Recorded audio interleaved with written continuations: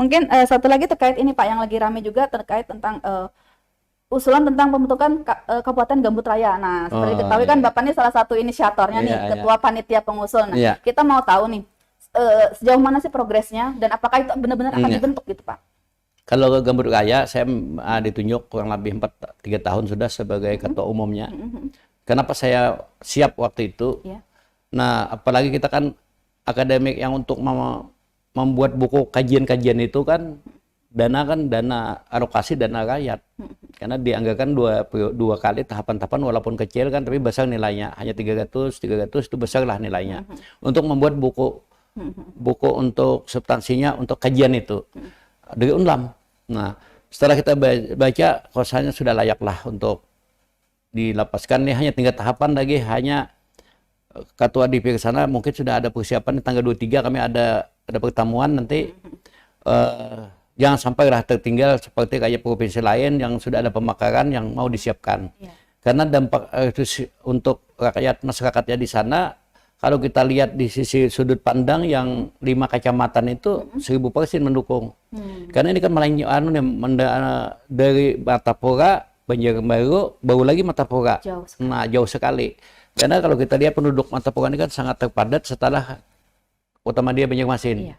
Nah, penduduknya di atas pada Amuntai, di atas pada Tapen, di atas pada Benua 6, kalau itu dipisah, masih penduduknya 200 lebih.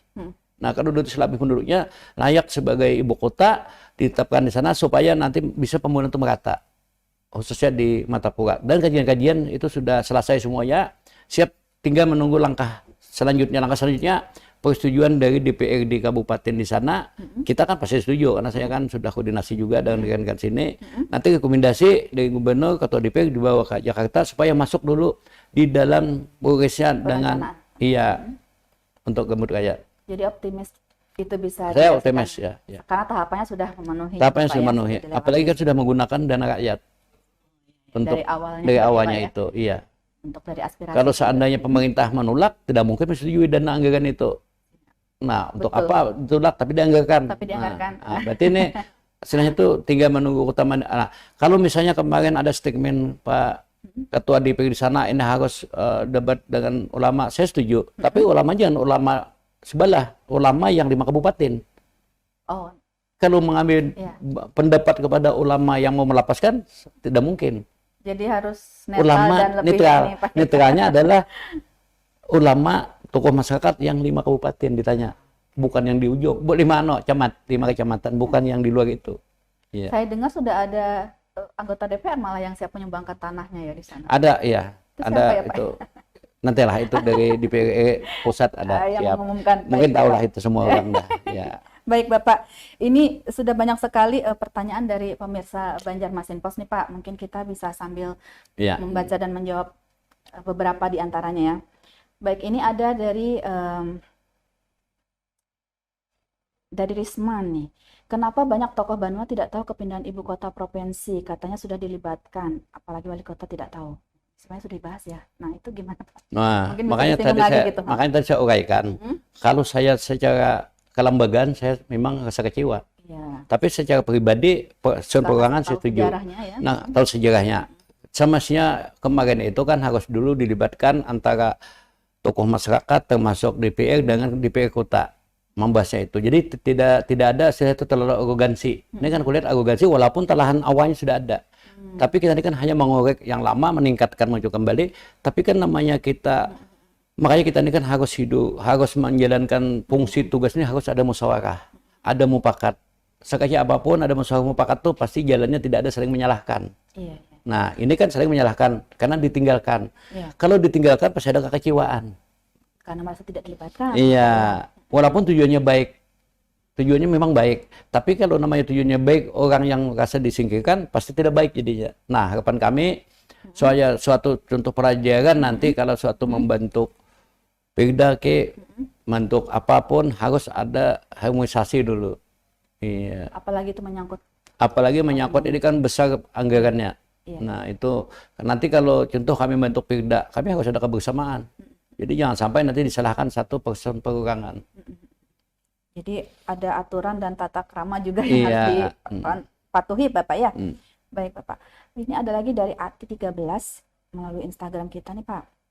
Bapak tadi menyebutkan ada perekrutan 20 orang itu dari mana saja Pak dan apa kriterianya? Oh, ini yang terkait fungsionaris tadi Bapak. Iya. Mungkin bisa disampaikan, mungkin Mbak Ati mungkin ini mau melamar kali ya.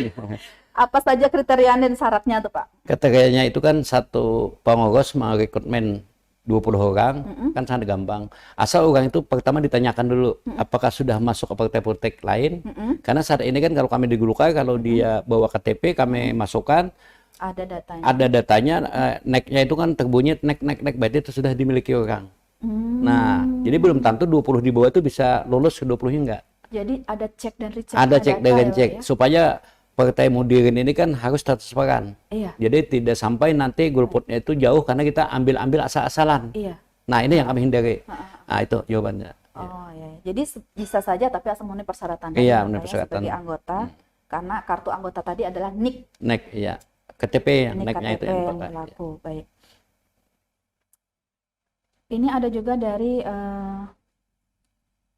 Khairi Rahim. Bapak, Golkar apakah juga akan memperjuangkan infrastruktur strategis di Banua seperti kereta api, jalan tol dan lain-lain? Dari dulu sampai sekarang isunya aja tuh Pak, belum terrealisasi. Nah, gimana mungkin Pian ada mendengar-dengar atau sudah membahas gitu Pak? Memang waktu itu kan visi misi Pak Gubernur memang hal itu terucapkan. Iya. Tapi di sisi penduduk kita kan, nah alhamdulillah kita kemarin kan sudah meletakkan titik nol pertama. Kalimantan Selatan sebagai gerbang penyandang ibu kota, itu pasti terrealisasi. Yeah. Karena mengembangkan kota sebagai kota metropolitan yang diadakan TKN di sana kan, itu pasti dikembangkan wilayahnya. Jadi bukan hanya seputaran. Yang saya ceritakan tadi kan, pertama adalah gerbang ibu kota adalah Kalimantan Selatan. Itu pasti terrealisasi. Kereta api itu kemungkinan itu dari Balikpapan menuju Kalimantan Selatan dan Kalimantan Barat. Begitu juga pesisir menuju ke Tanah Bumbu, itu pasti. Karena wilayah membangun ibu kota itu kan seperti Malaysia ke Putrajaya kan, pasti asid-asid dulu jalan. Nah itu kalau seandainya ibu kota itu belum terrealisasi, berat Pak, ya? Kereta api itu ya. Kalau jalan bebas hambatan seperti kayak Tanah Bumbu menuju Banjarmasin itu sudah terrealisasi. Tapi kalau kereta api karena di sisi penduduknya, di sisi penggunanya siapa sih yang mau menanam investasi? Apalagi kita saat ini kan Indonesia khususnya utang pun bertumpuk. Nah kalau ada investasi yang menanamkan mudanya, kapan dia kembali mudanya? Harus dia pikir kembali. Iya itu. Jadi cek dan itu kan harus. Nah alhamdulillah. Kemarin diletakkan batu pertama oleh 34 provinsi setuju membawa tanah dan banyu walaupun kecil kan itu ada persatuan menyatukan simbolisasi mendukung IKN. Salah itu terrealisasi tapi lambat laun mungkin itu tahapan-tahapannya lah. Berarti ibu kotanya dulu Pak ya. Ibu kotanya dulu terwujud tapi yakin pasti Kalimantan Selatan bisa memiliki kemajuan seperti itu Pak ya. Baik Bapak. Ini ada dari, ini sudah tadi ya, baik. Oh nih, ada dari Budi Luhur nih Pak melalui YouTube kita. Tanya Bapak, bagaimana Partai Golkar Kalsel menyikapi dengan munculnya partai-partai baru seperti Partai Gelora, Partai Umat. Nah, mungkin apakah itu juga akan merebut pueh nih Pak untuk pemilu nanti dan apakah ada antisipasi gitu mungkin dari Golkar gitu? Partai baru ini kan ada dua nih yang pernah muncul di Kalimantan Selatan, ada Partai Umat, ada Partai Gelora. Ya dua itulah yang muncul. Tapi kami itu kurasa itu hal yang biasa namanya demokrasi ya. Tapi kurasa berat lulus. Ya, kenapa? Rekrutmen ini kan contoh kita ini kan semua partai politik harus menyiapkan dulu KTA itu 20% penduduk. 20%. Nah, contoh yang kita ceritakan tadi.